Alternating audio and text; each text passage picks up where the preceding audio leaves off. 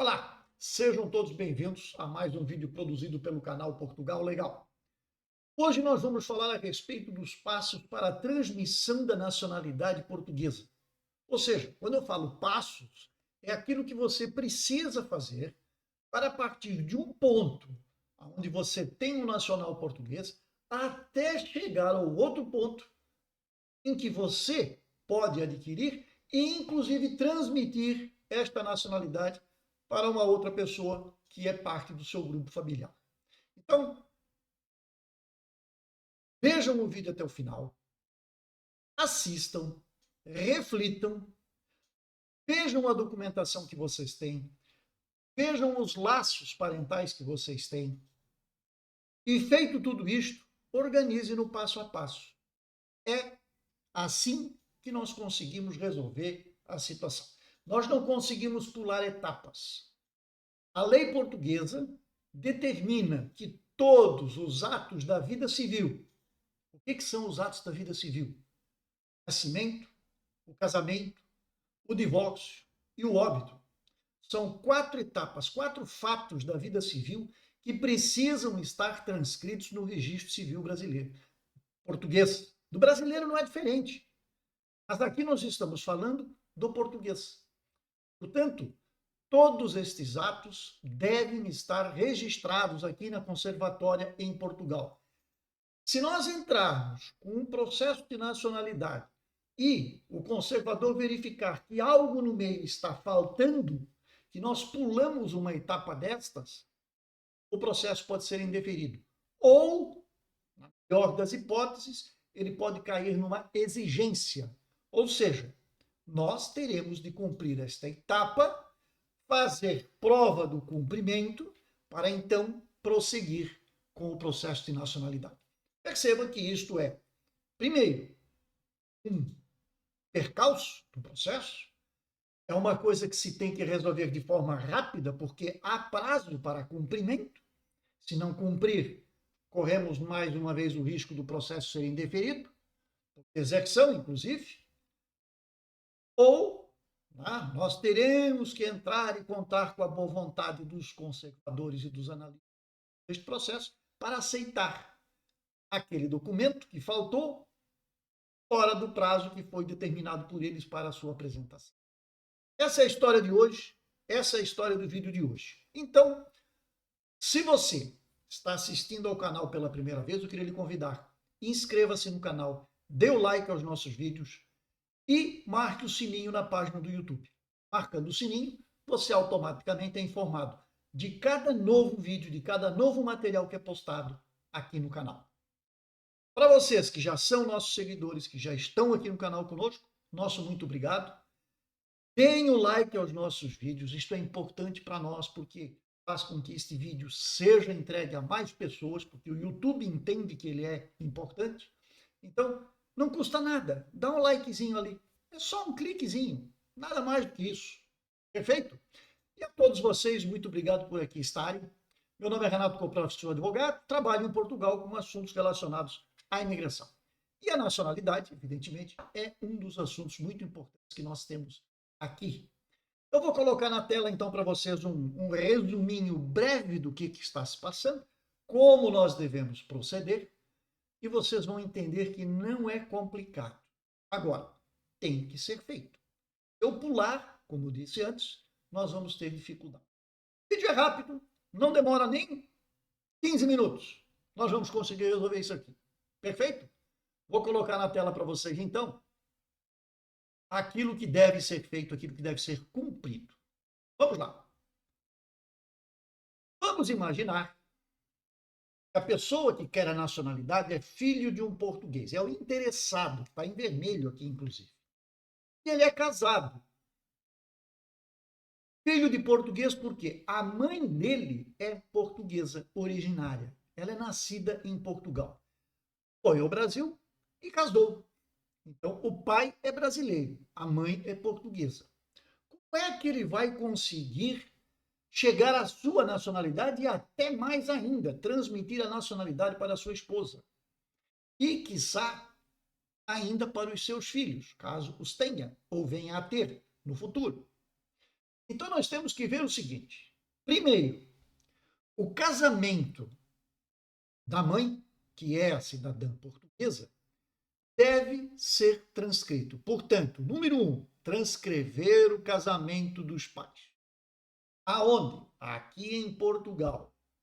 Você precisa juntar os documentos da origem da mãe, que são certidão portuguesa, documento de identificação portuguesa e juntar certidão de casamento brasileira.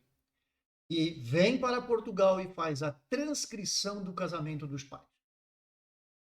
Feito esta averbação lá nos documentos da mãe, o cidadão interessado, no caso que é o filho, pode então requerer a nacionalidade dele como filho de um português. Ele poderia também pedir a nacionalidade como neto. Mas, de toda maneira, se ele é neto, há um pai e uma mãe. E o pai e a mãe devem transcrever o casamento para deixar toda a linha sucessória perfeita. Nenhum ato faltando.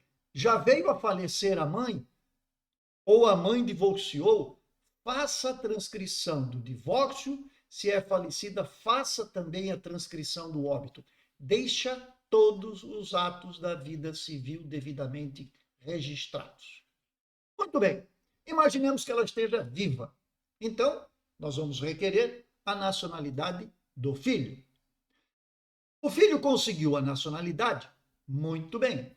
Agora, eu preciso, então, transcrever para o regimento português, para a conservatória portuguesa, o quê?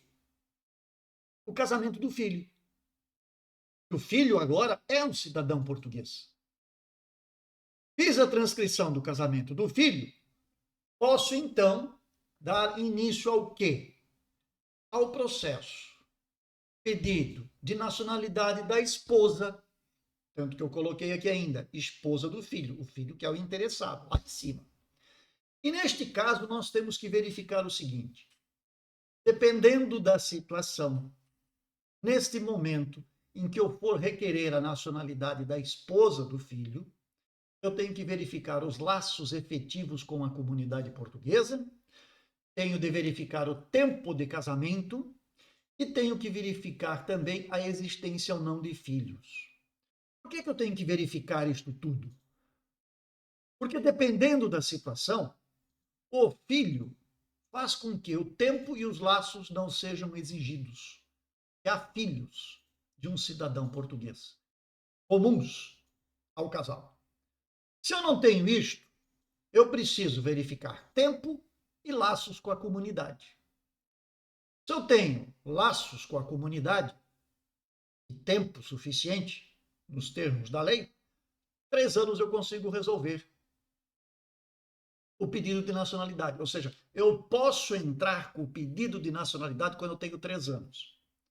Agora, se eu não tenho laços com a comunidade portuguesa, nunca vivi em Portugal, não tenho nada em Portugal, eu sou um cidadão brasileiro, vivo no Brasil, nunca tirei o pé do Brasil para vir a Portugal, para efeitos de viver aqui, de ter laços efetivos com a comunidade portuguesa. Então, eu vou me ater única e exclusivamente à questão do tempo. E o tempo, neste caso, passa de 3 para 5 anos.